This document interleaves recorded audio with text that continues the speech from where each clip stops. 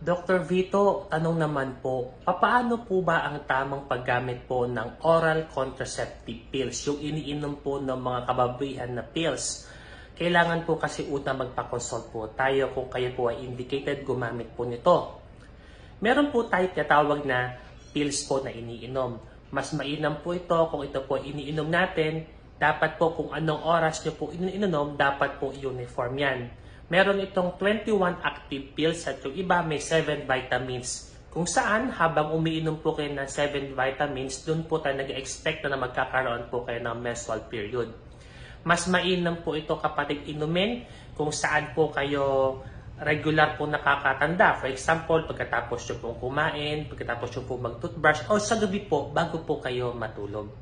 Kaya po kailangan nyo pong magpakonsulta sa mga butihing doktor nang sa ganon, mapayuhan kayo kung ito po bang oral contraceptive pills or iniinom